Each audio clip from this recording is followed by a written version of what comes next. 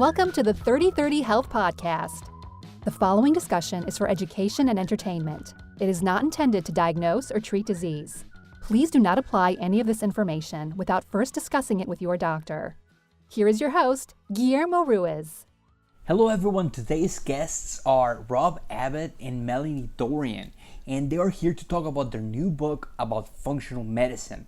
Rob is about to start his family medicine residency in Virginia. He approaches medicine from an evolutionary and functional perspective and sees mindfulness and unified spirituality as a way of being. He seeks to promote self-care and resilience in health science students through the practices of mindfulness, yoga, compassion, and spirituality. Melanie's approach is grounded in nursing, functional, and naturopathic medicine philosophies. She studied naturopathic medicine at Bastyr University in Washington before doing her nurse practitioner's degree at Seattle University. She's a member of the Obesity Medicine Association and the Institute for Functional Medicine and has received advanced training in obesity management, nutrition, exercise science, and methylation genetics. Stick to the end of the show and we're gonna be giving away this free PDF so you can get started on this functional medicine approach. And remember, if you enjoyed the show, leave a review on iTunes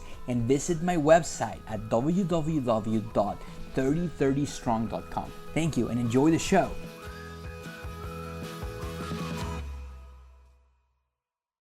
I have two of my friends right here, and we're gonna have such a cool show today because we're gonna tackle the three-headed monster. We're gonna go around this functional medicine platform and how can we make it more accessible for our listeners.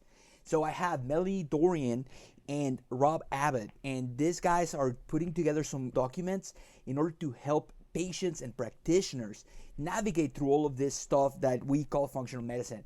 But before we start this conversation, I want to start with your hero story. How did you get into this functional medicine movement? So Dorion, ladies first. Thank you. I got through this to this medicine actually by myself being sick and injured as a professional cyclist, and I got to a point where I was really burnt out. And no one was helping me, even national team doctors, you name it. No one could figure out what was going on. And it was only through the help of a naturopathic physician that I was actually able to get better, get back on my bike and compete again.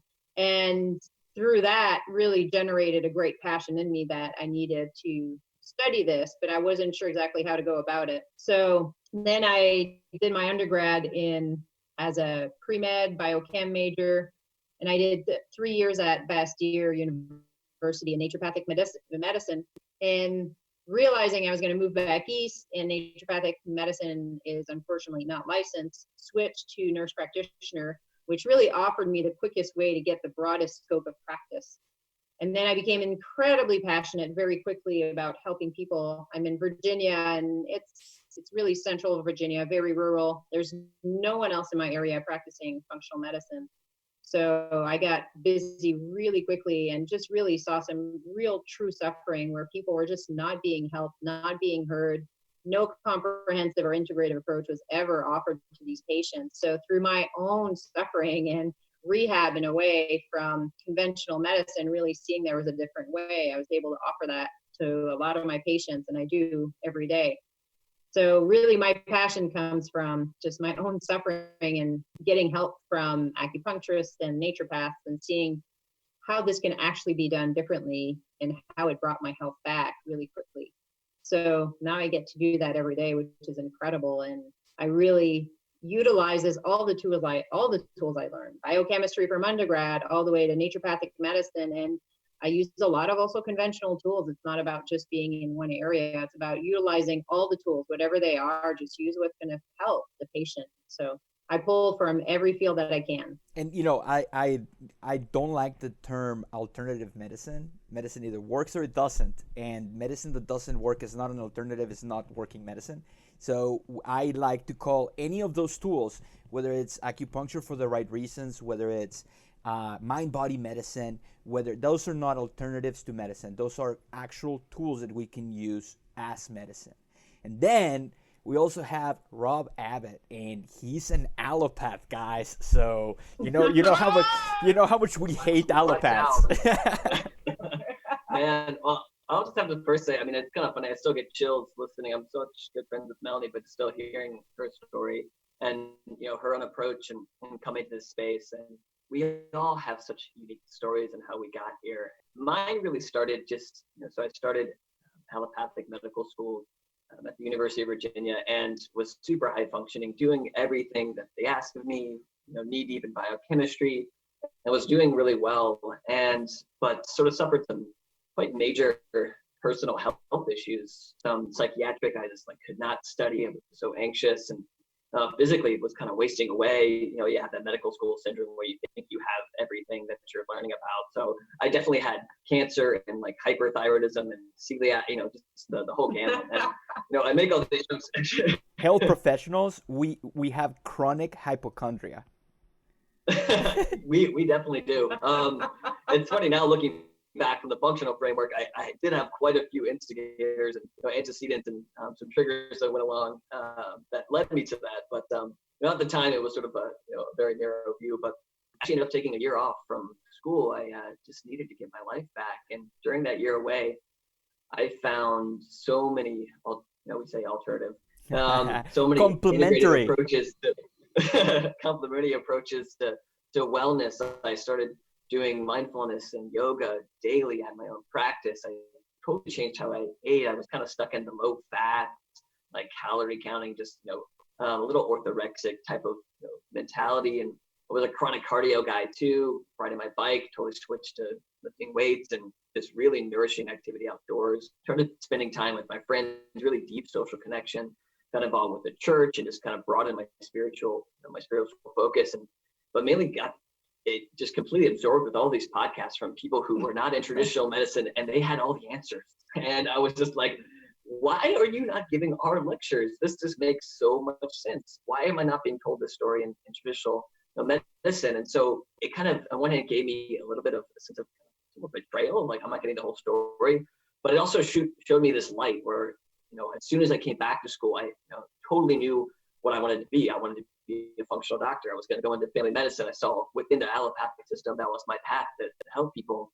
And I was going to be really competent at what allopathic medicine would provide. I wanted to, I'm not going to be able to come in here and be all woo-woo and ask people to do yoga and sit on the floor if I don't know my medications, if I don't know indications for certain surgeries. So I was going to do that hardcore, but, I had this light of what ultimately I wanted to provide for people.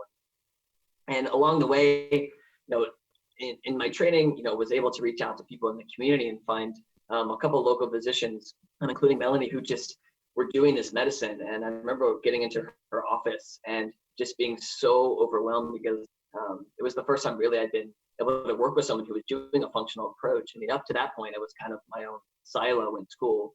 No one really kind of spoke the same language. And it was just like, there are people here that exist. You might be the only one, but you do exist. And it gave me the space to really clinically put to practice all this knowledge base. And it's something I hope we can, get into to talk a little bit about. But just having that clinical experience, I am so grateful to have that because, we can't be doctors from the internet. We can't just simply read and think we understand and be these, Dr. YouTubes and Dr. Googles and these kind of folks. So having that clinical space and working with her has been so nourishing. I put him to work real fast. Research this now. I remember visiting SCNM. That's where I'm going to school. I got 15 weeks, guys. Nice. 15 weeks. And flying from Florida all the way to Arizona, across the country, sitting down in a student for a day kind of classroom, and I look up, and everyone had mason jars. So I'm thinking to myself, I could hear Hagrid in the background saying, "You're a wizard, Harry," because I finally found my tribe. And I was in the emergency room and doing amazing things with emergency medicine, miraculous things. At the same time, we discharge these patients with eat a healthy diet. What does that mean? Yeah, and we really lose track of, what that balance. at the same time, when you don't have a practitioner, it is awesome that patients are more educated. Information technology has made this world so much smaller, and we can connect with people like Rob Wolf and But Mike Ritter out of Tampa, he is a personal trainer, and he was asking, how do we approach our doctors to give us these functional labs? Because there is a hierarchy, and as practitioners, we have to be a little bit more humble. We have a license to diagnose and prescribe and do things like that. And then when a patient comes in who has been with themselves for their whole life, and they ask, hey, I think I might have something, with my thyroid antibodies. And now the doctor is like, oh, no, you don't, because I know better than you. I went to medical school. So in a perfect world, how do you guys balance that? How do you balance the chronic hypochondria and trying to find out what really is the underlying cause of someone's health problems when they're asking you for thousands of dollars worth of labs? For me, one of my most inspiring moments was in Bastyr, and one of the professors there said, listen, these patients have been with their bodies for a long time. And a lot of them have spent a lot of time thinking about it, researching it, you name it. Not always good, but at the same time, what if you ask them, what do you think is going on? That's it. Just have an open mind, but then you have to continue having an open mind. So allowing the space for the patient to really tell their stories. And this is where functional medicine shines. You have to allow a lot of space for the patient to not only tell their symptoms, but the story. I've caught probably more dysfunction with the stories than I did with just the symptoms. The stories of, whoa, that house you're talking about back then, that's mold illness, but they never talked about that, and then their symptoms aren't textbook. So the story is really important. And then just asking them, what do you think is going on? Especially if things are too confusing, they'll have some really good insights. And sometimes it is really helpful to ask them that. And just keeping an open mind, gosh, I can't tell you how many times keeping an open mind has been really helpful, because I figured out I missed something in some of my first patients that I had. And I was hired at my clinic to be the functional and integrative person. So I was given right away, right off the bat, fresh out of school, the toughest of the tough of this clinic. And some of my first two patients, I missed stuff right at the beginning. And it was only a year later, I acquired a year of experience. And then I stepped back and I told the patient, I'm missing something. What do you think is going on? And that was some of the most valuable information. And these two patients, and I know who they are, I'm thinking about them so clearly, they are now better 6 to 12 months later, because we figured out what was actually going on. And it wasn't they needed more testosterone, more this, more that. I was like, back off of all this. Let's stop all supplements and let's just start fresh. What do you think is going on? Let's go back. And I redid the history for both of these patients. I took 45-minute visits, redid the entire history. How were you born? What happened? How many ear infections? You name it. It was tedious. But only through that did I figure out one of them. She was on 9/11 grounds, got exposed to so many toxins. All her psych issues started after that. So I backed off of everything of hormonals that she had been brought to me with hormonal imbalances. I'm like, your issue is toxins. And now she bought an infrared sauna. I mean, she's losing weight without even trying anymore. She's off of most psych meds. She's thriving. So, this is a great example of, listen, you got to listen to the story, and you got to do a thorough history. And you got to have an open mind. Before we jump to Rob, okay, I want to ask you, you said something about birth story. That's not something that you got to get into in a 5-minute visit. What kind of insights can you get from a birth story? Just for our listeners, that might be thinking, why does she need to know if I was breastfed or if I had a vaginal if I was delivered vaginal? What kind of stuff can you get from that as a practitioner? For me, it's really just a predisposition to illness. If you're going to have a weakened immune system right off the bat, born from a C-section, mom was given antibiotics through IV, the stress is high right away. You're born in a high cortisol state. You're ripped of all your natural flora. So right away, you're predisposed to certain things. And I definitely see patterns. People are more prone to URIs. And there's definitely a pattern with issues with insulin resistance and weight issues, because I'm also a weight management specialist. So I see a lot of that. And just understanding that not necessarily it's going to change exactly what you do, but you might put a lot more emphasis on the gut health. Not that we don't in naturopathic and integrative and functional medicine, but you're really going to emphasize gut health. If they were born under a ton of stress, they're going to need ongoing adrenal support. Their gut was a wreck. Their mom's gut was a wreck. All that was passed back and forth for months and months. So they're going to need a lot more TLC, a lot more support with the HPA axis and with their GI. So understanding that for me also helped me understand that this patient was probably not detoxing. I really did. I also went into, all right, she was born this way. She was exposed to this 9/11. I'm going to have to do genetics on her. This is one of those patients I cannot not know what her detox genetics and her methylation status is. So I did that. And all these things were actually really critical in us understanding what was going on. Her lead and mercury were through the roof, cadmium, you name it. So understanding she already compromised as a baby, as an infant, as a child, and then that 9/11 exposure is just, that was it. After that, she was never as healthy as she could be. So I just started from the beginning and just understanding that I told her, you're going to need ongoing support for your gut. So she rotates constantly fermented foods. She's starting to ferment her own food. She's going to need ongoing detox. She's the one who invested in infrared sauna that she has in her house. She does it weekly, all these things. And now she's finally starting to thrive. I've been working with her for 3 years now. And that's one question that gave you so much insight. Yeah. Was redoing an entire history, but really understanding how she was born. Those two things, how she was born, and then that high toxin exposure that I had missed. I had missed that. Rob, so how do you want your patients to approach you when they want, so funny story, back when I was in Orlando, I was getting into this whole paleo and functional medicine, and I wanted to know my testosterone levels and my androgens and, cortisol. So I went to my doctor and I had a list of all the things that I wanted, and he fired me.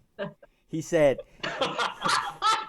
he said to me, I think you're not going to, you're going to utilize this information for things that I don't approve for. You are young, you don't need testosterone replacement. So you're going to have to find a different physician. I was about to move to Arizona to start medical school, and I wanted to know my status. It's data. But how do you want your patients to approach you with this once you're in practice? Yeah, it's an incredible question. I had this concept nowadays of we're inundated with so much information. We've kind of alluded to the fact that there's so much out there. And on one hand, I want my patients to be informed, but what does that really mean? And unfortunately, there's this divide between being uninformed, so having kind of blissful ignorance, versus being misinformed. And somewhere in between is that true state of being informed, being engaged. And right now we have so much information. It's easier to be misinformed than to be uninformed. It's almost actually, I'd say it would be, really hard to be uninformed nowadays. You must be kind of living under a rock or in a cave. But so oftentimes I'm seeing patients who, from a traditional standpoint, may be perceived as being uninformed because the clinician doesn't even ask the question of, or would you be interested in a more natural approach? Or ask questions about spirituality, questions about nature, things that may lead a discussion down a path where you suddenly discover your patient actually has been doing herbals and supplements. And you might have technically asked them in your history, are you taking anything over the counter, you're taking any herbs, but they feel so uncomfortable if they say something that you're gonna take them off as a physician, that they make no comment. But something when you create a therapeutic space and really get to know them, they start telling you all these things that they've been reading about. And so, I want to create a space where I can have people share everything that they know. And so I would like for them to come in informed.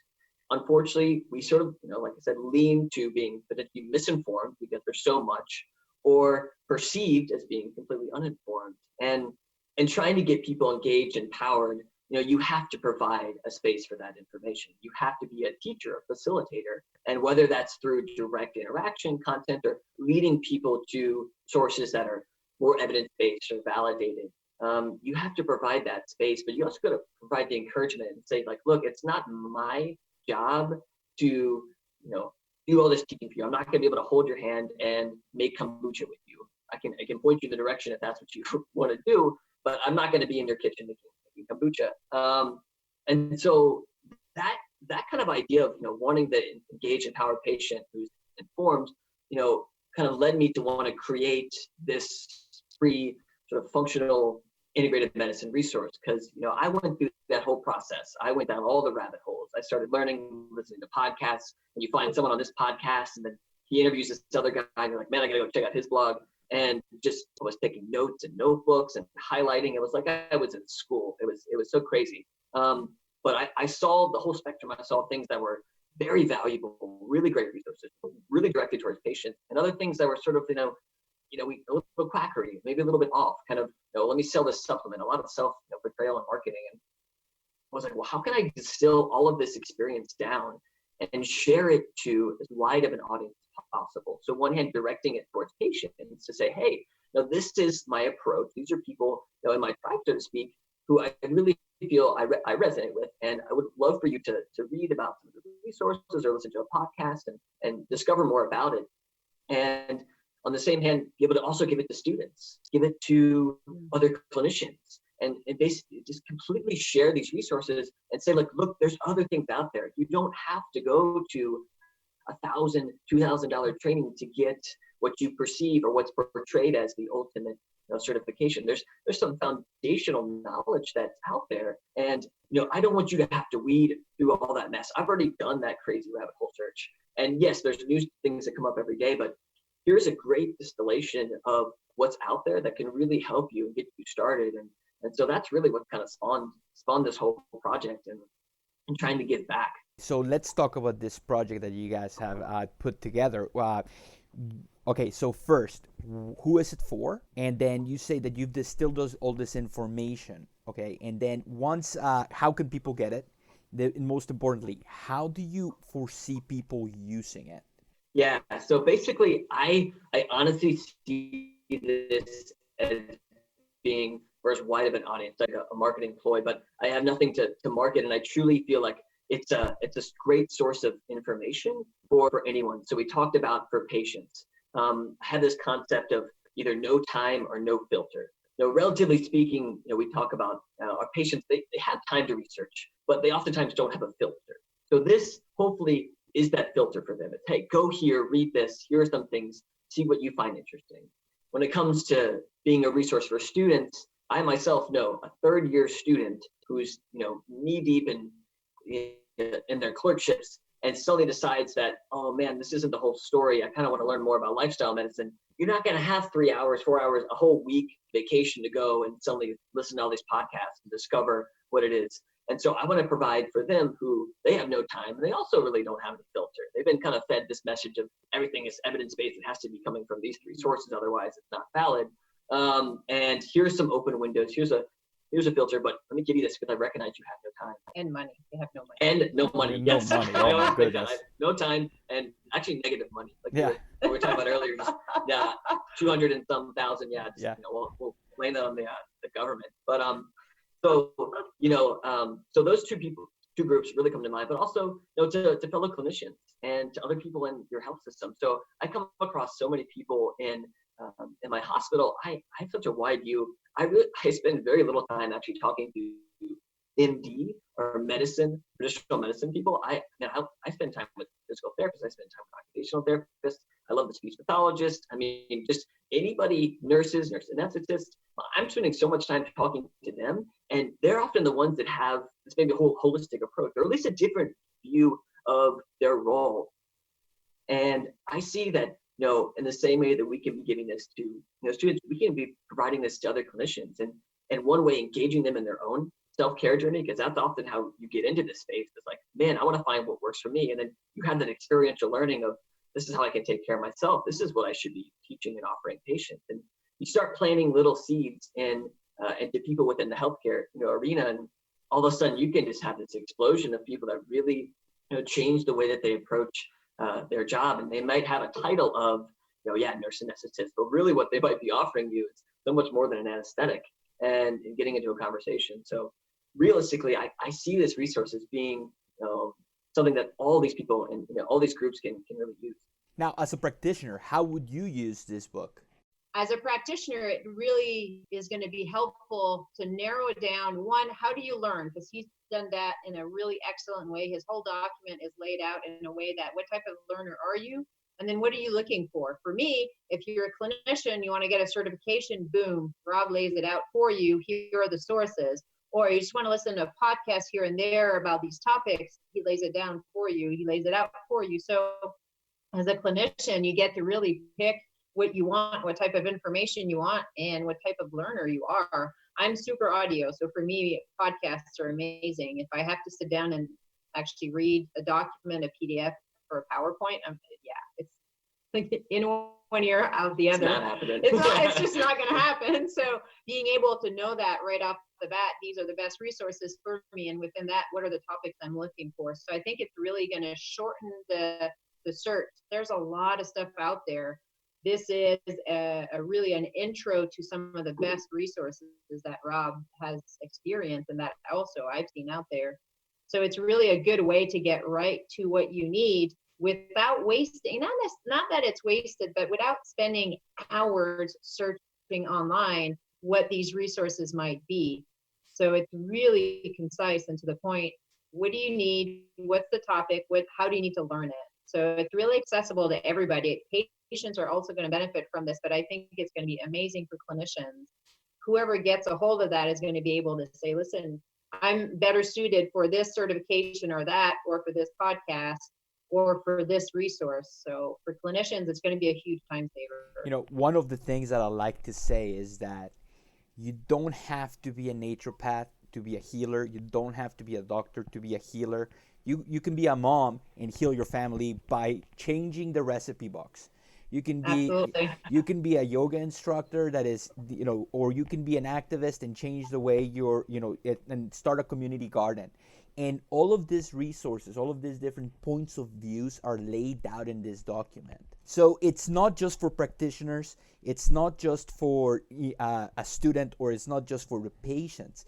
It's all of these things meld together. They're one entity. And we have to have one source where we can just all come together to the watering hole and then learn from each other, because I have so much to learn from other practitioners and from my patients. Here at school, we are in a bubble, and you go outside of the campus and you're driving around and you see people smoking and you're like, what's going on? Smoking's still a thing? But welcome to the South. Yeah. Cigarettes. Or sodas. I remember and we are, at the hospital, we used to have a cafeteria, and I would drink, no lie, 64 ounces of Diet Coke, but it's 0 calories, guys.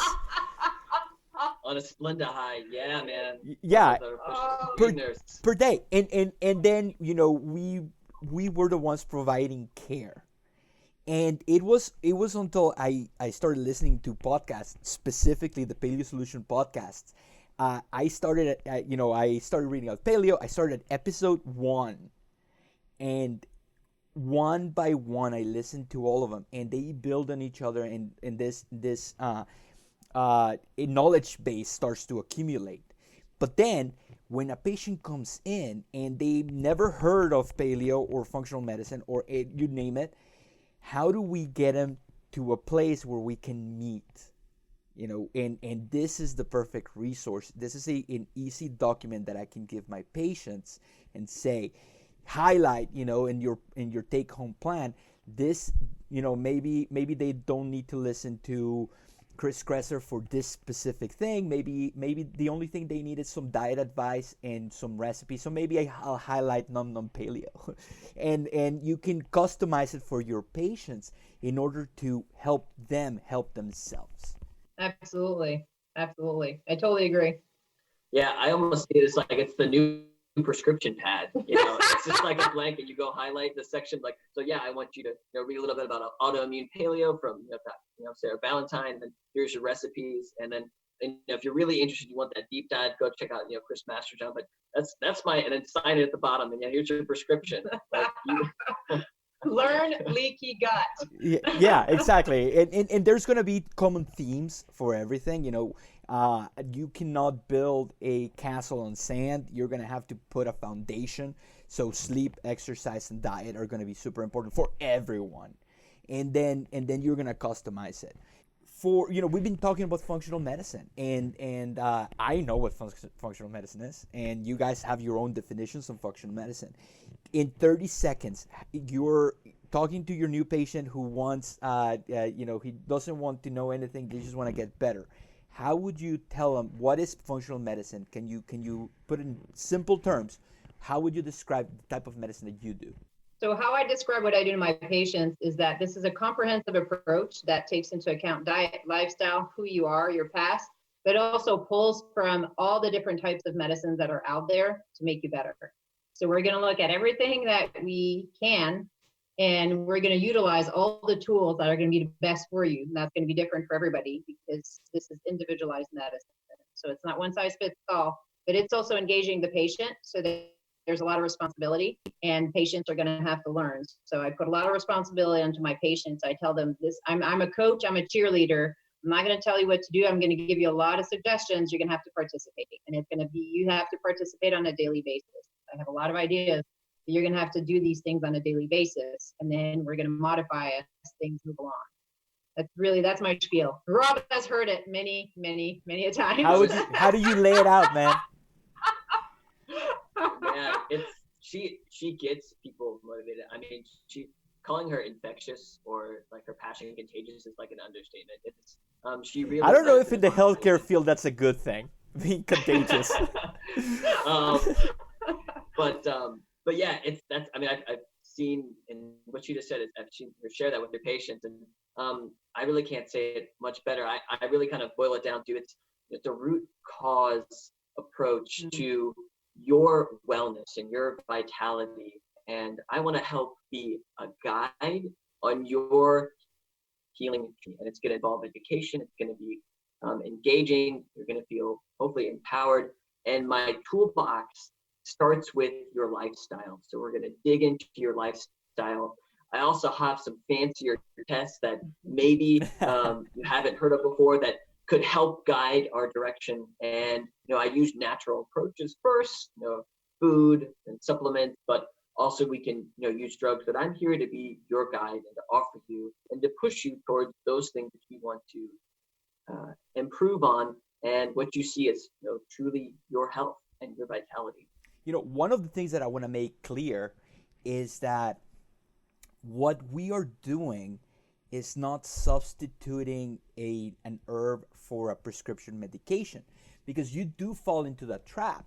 You can have a patient that might have, the best example that I have is diabetes. Okay, diabetes is the accumulation of blood, of sugar in your blood, and then your cells are like, no more, I don't want to accept this sugar because it's creating reactive oxygen species that are going to destroy those cells faster than having that circulating blood sugar. So your body, in all its knowledge, decides to downregulate GLUT4 receptors or stop accepting insulin. So you become insulin resistant. So what we do is we give you a drug like metformin to help you accelerate the effects of insulin into the blood cell, into the cell, and now you are bypassing the safety net that your body had created.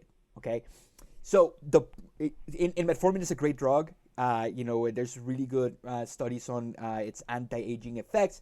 But what if we, instead of force the body to accept insulin, what if we change your diet?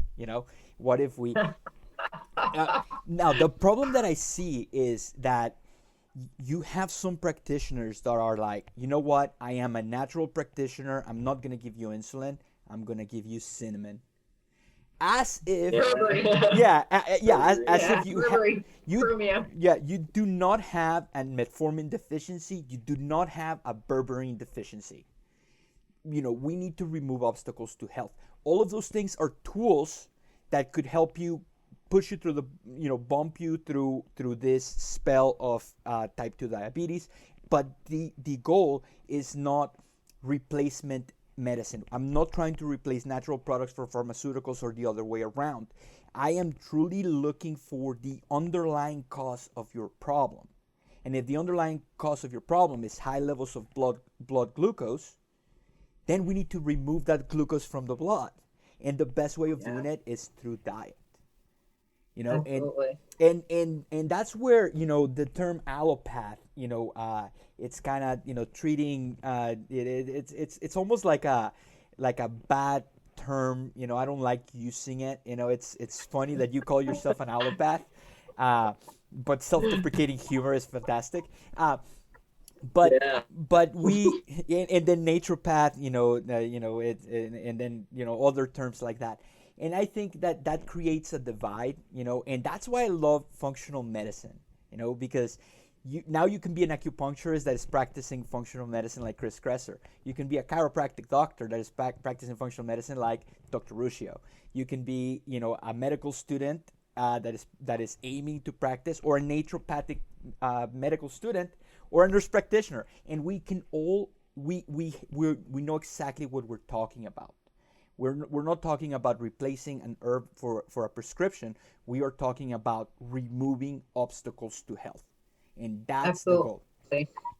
And I tell that to my patients often. I said, this XYZ, either a medication or a supplement, we're buying yourself some time. We're getting you out of trouble. We're taking the burden off your system so you have a bit more time to do the diet and lifestyle piece that is critical. That's really the life-changing piece. So we're going to buy you some time. We're going to take a little bit of pressure off the system, but the goal is not to keep you on this. The goal is to take you off so that your cells can function properly. Your mitochondria are going to thrive again. Your muscles are going to function. You're going to be able to exercise, but sometimes they need help at the beginning. But I try and be clear that this is not forever. This is to get out of this dysfunction that you're in and to really then support yourself for health via hopefully maybe just a multivitamin, or just if you have a bunch of methylation defects, just a methylate B complex. Or magnesium. It's really hard to get magnesium. Exactly.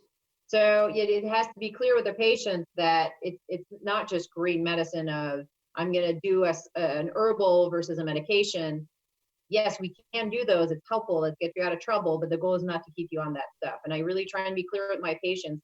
I'm going to have lower intervention means that I'm going to use on you, but the goal is to go back to that pyramid of diet and lifestyle as the base. I want to go back to that, support you all your needs as much as we can with the base of the pyramid, diet and lifestyle. So this is really important for anyone who's listening, who's getting into this medicine. What we do is not replace a medication by an herbal. We try, yes, if that's what we choose to do, that's fine. But the goal is not to keep people on that. So often patients just want that and then they want to leave and not get better. I say, no, not in my office. You're going to have to take charge. We're going to get you off this. And I keep people accountable. I keep my patients accountable. Rob, but this type of medicine is really expensive. How do you justify the cost up front? Yeah, so that's an amazing question. And it's been something, very knee deep. I keep coming back to that. I say that way too much. But, in the insurance model, we've really lost sight of what anything costs nowadays. And we've created this sense of entitlement that my drugs only cost $4 at Walmart. And I sometimes ask patients, I was like, do you think it really only costs $4 to make 3-month supply of your atorvastatin? And and then when they stop and they realize, like, you're right. Maybe it's $8. But the question, the real issue here is we've created a little bit of a monster of one, yes, a pill for an ill, but that medicine has to be really cheap, and that we are being ripped off when all of a sudden our insurance co-pays and all these things get really high. Or that I only should pay $15 for my visit to the primary care doctor, and I see him for 30 minutes, and so 30 minutes of this time and the nurses and everyone involved, it's only worth $15. It's really actually only $15. And so I think when in this space for functional medicine or natural medicine, when you get the empowerment and engagement and people realize that they have to take ownership of their health and they can actually be a consumer of in healthcare. It suddenly actually is, it kind of give them new strength because they're like, well, I'm willing to invest in myself. I'm willing to give this money to my practitioners. I'm going to buy these supplements. I'm going to spend this money on organic produce or organic dairy. And maybe I wasn't entitled to all of those things that this system had. And actually leaving it behind is freeing. And so, some people, it's very difficult process. We are quite attached to, we created America, we want things cheap, we want value. Mm-hmm. And so part of the process of education is laying that foundation of lifestyle, that ultimately is, we're not adding supplements, extra cost, extra burden. So if we can focus at the lifestyle level, then I think we can do cost-effective medicine. But yes, we've created this entitlement monster, and the insurance system has just kind of reinforced it. And now people are giving this backlash about the total cost of their care, and it's because we really realistically aren't true consumers. And so, however we can help to educate and reform the system and empower people and give them that freedom to truly decide where it is that they want to spend their financial resources for their well-being. I tell patients all the time, you're going to pay for your health one way or another. Pay to prevent illness, or are you going to pay in illness and disease? So invest in your health now. And yeah, it may seem expensive to buy an actually high quality fish oil, but I bet I assure you, you're going to get more for your money. So I often explain to patients, especially if they're not quite really ill, but they're heading that way. Hey, listen, you're going to pay for your health. Either you're going to invest now, you're going to invest in outdoor activities, healthy foods, XYZ, healthy supplements, and you're going to prevent illness, or later on, if this road continues that you're on, you're going to pay for your health and a lot more expensive bill, surgeries, you name it, loss of income, loss of days at work. So I explain to patients, you're going to pay for your health. If you pay now in a good way, invest. It's an investment right now. You're not going into debt. You're going to pay, yes, but you're going to actually benefit from it versus just pay in an illness with hospital bills and illnesses and loss of income. So I tell patients, your health is going to cost you one way or another. Either you invest in health or you invest in illness, really. So I think that fits. And this is not everyone likes to hear that. This is not imaginary money. This is No. actual dollars. People. You can see commercials for like the new TV that's coming out around the Super Bowl season, and we drop $5,000 on a TV, and then we are upset because a lab will cost us $150. When the TV is gonna last you what 10 years, 8 years, and your life is gonna last you your life. So and we need to make invest that money like you said, and in order to do that, we do have to spend a little bit of money on our health, and we need to spend money on our food. And Rob said something really important. He said, do you think that prescription medication is really $4? Do you think that loaf of bread is really 88 cents? If you think about it, all those subsidies, all of those things that are creating these fake markets that put you in an inflammatory state, someone's paying for it. And we can pay, and that's the coolest thing about, having control of your diet. That's the, freedom is the number one thing that the paleo diet gave me. Because if I see the scale going up, I know what to do in order to reverse that. And before that, I did not know how to control my weight, and that was a big burden. So when you go out and buy some gluten-free pizza that you're gonna be paying 3 times as much than your regular pizza, you're paying that up front. And you're gonna save that money, but not dying on a hospital bed, missing a leg or blind. And that's real money. Yeah. It is. Guillermo, I have a really interesting example, and it's a sad one on one hand, but also it kind of, to me, it just gives me hope that there is a possibility to truly invest in wellness. And I'll give an example. I was, in a dermatology clinic, and much of what we see in dermatology is actually very immune mediated. It's either skin cancer or the sequela of autoimmune disease.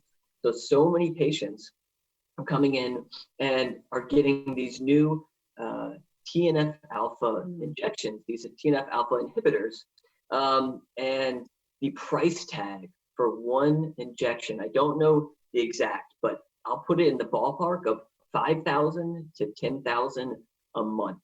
What if you took one monthly injection, the cost of one monthly injection, and gave that person, here's $7,500. I'm going to put $2,000 of that to organic produce. I'm going to get you a personal trainer. I'm going to, you can use this money to take a vacation. Go, because we have this deficiency of being outside, get a membership to a garden club. But what if we reinvested those resources into those foundational pieces of lifestyle? And it just, on one hand, it seems impossible. On the other hand, it seems to me like that's the only way we can ever like really get wellness. And so I give that example. It's sort of it's ridiculous the scale, and but when you only have 10 minutes with someone, you can't have a conversation about diet and lifestyle. All you can really offer them is an injection. And so we created a monster of a system where we can't expect doctors to talk about diet and lifestyle because they're only seeing patients for 15 minutes. And so there's so much within that I've seen that is broken, but there is a lot of hope. And maybe we'll get to a place with public policy and public health. And part of me is like, maybe one day can get to a level where you can really institute big public policy changes where you get rid of subsidies for corn and soy and wheat, and actually pay for organic produce for farmers to grow vegetables, and to really put forth a food pyramid that's reflective of maybe what we should really be eating, and change that message from a very high level, and make food stamps able to buy fruits and vegetables, or making them go much farther for buying those foods than for sugar sweetened foods. And there's so much possibility out there, but I just wanted to throw that out there for people to chew on. Where we are right now is really dark, but this conversation is the future of medicine. There are practitioners. There's going to be 80 kids graduating in 15 weeks that think very similar to us. Yeah. And I'm interviewing 2 different professions right now that are speaking my same language. So I want to end this on a high note. Okay, I want you guys to give me why we should go into healthcare, because it's if someone told me that story, I would be like, what? I'm just gonna go into investment banking, but I want you, each one of you guys, I want you to tell me why you wanted to come into healthcare, why you want more people to go download this ebook and start reading and learning so we can heal the world. So go ahead. For me, it was simple. I wanted to kick ass again. As an athlete, as a person, I got to the point where I felt like I sucked, and I wanted to kick ass, and I want to give that to people. I want to give that to people. And I tell that to my people. I said, listen, you're meant to thrive. I don't know what your field is, but you're going to thrive, but just believe in it and go out there and kick some ass. And that's really what it is for me, is facilitating that for patients. Yeah, I get really excited at the thought of that, of just helping someone. It's not just for athletes. My background is in athletics. I'm very passionate about that. I don't care what it is. It's just go out there and be your best, be the best musician, be the best teacher, go out there and kick some ass. You can't do that when you're tired and in pain. So let's remove that, and then believe in it and talk about it. So it's really just to allow people to go out there and thrive and shine and be who they're really meant to be, because you know who you are, you know who you're supposed to be. And we all have that little light inside of us. So if we can let that shine and just remove obstacles, that's really what it's about for me. It's just facilitating that, and then just go out there, man, and kick some ass. And that's really what it is. That's why I do this every day. Yeah, and that's why we need people to come into healthcare so we can kick ass. Absolutely. And so we can change. Really, yeah. Rob, give me your motivational speech for everyone that's listening right now that wants to become a All healthcare medical professional. students. Yeah, All medical students, medical who are students, fried and exhausted. high schoolers. Get 'em pumped! Yeah. Any mom that's listening that wants to, take care of their family, any dad that wants to build a garage gym, any kid that is taking SAT scores to get into or MCATs, why should they come into healthcare? Why is it so exciting to be part of healthcare right now? Man, to be honest, I've told more people in the past probably couple of months that, there's so much opportunity now in healthcare. And guess what? It doesn't have to require MD. And just health coaching, going into naturopathic medicine, becoming a PA, and all these things. We spoke about it. Functional integrative medicine is available to anyone, whatever your background and training. And realistically, going through the rigorous training as an MD, maybe that's not the route that fits for you. But guess what? There's so many other ways that you can help people and actually probably be a bigger impact in people's lives. I mean, I can't imagine what it would be like without having a health coach or a nutritionist who really knows the insides and outs of paleo diet or functional diet, working with a personal trainer who's aligned with a physician, who's a yoga instructor, who teaches mindfulness or does meditation, someone who does biofeedback.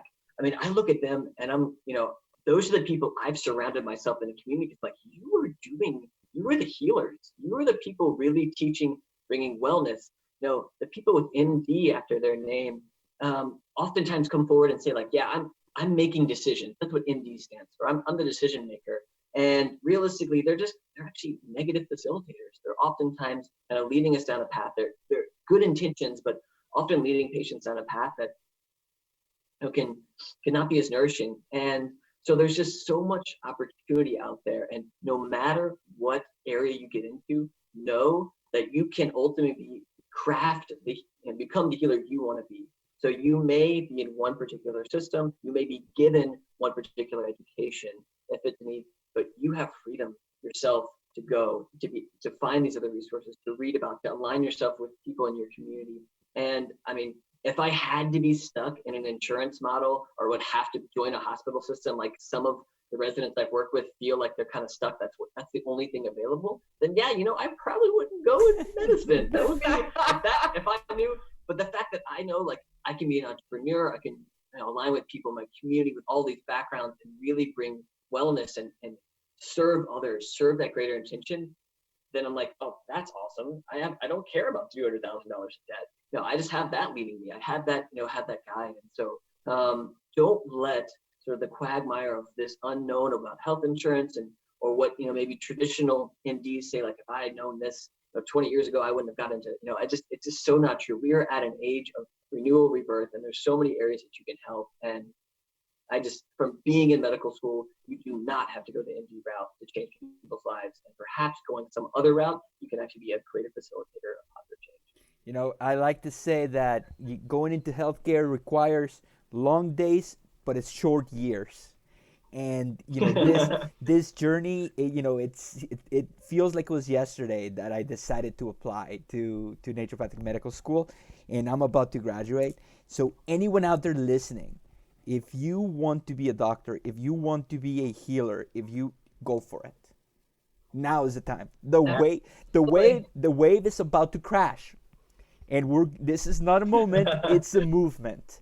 And it is a movement. Yeah. You need to jump both feet in, and let's really change the world. Guys, such a great interview. How can we get a hold of you guys? Some social media websites. Where can we find you? Yeah, so we put on the resource, you can get in touch. I have my email. I have also some of my kindness propaganda. So I do have a blog where you can follow, and a weekly newsletter. I think there's also a link to just learn more about our practice, Melanie's practice. And we're going to be also coming out. Melanie's really been working hard on developing some other clinician training to make that more accessible through Pintat Integrative Health. And so she'll be launching a page pretty shortly, kind of describing the initiative behind that and bringing that out to people. So those are some venues to get in touch with us. Yeah, and right now, I mean, I currently practice in a family practice called Downtown Family Healthcare in Virginia, and I blog on that website. And then Pentad Integrative Health should be up and running in about a month and a half. So I'm developing all the curriculum right now, so that's coming really soon. I wish I knew where I actually was going to be. It's funny. I'm not sure when this is going to come out, but we have this crazy match day in medical school. We find out where we match for residency. So yeah. I wish I could tell you now where I'm going to be. I have some inklings of an idea, but hopefully I'll know actually where I'll be starting next summer, being a family medicine resident. Beautiful. So, you know, right. I want to do this. I want to do in maybe 6 months, 8 months. I want to open it to Facebook. Tell everyone out there that is inspired to become a health professional, and if they have questions about how did you handle family life and going to medical school, or any questions that they have about mentorships, or we'll open it to them and we'll just answer questions for half an hour to an hour. Thank you so much for giving me this interview. You guys are awesome, and I am so proud to be just shoulder to shoulder with you guys. Thank you so much. Love to have you in the tribe, man. This has been so much fun. Thank you. Bye-bye.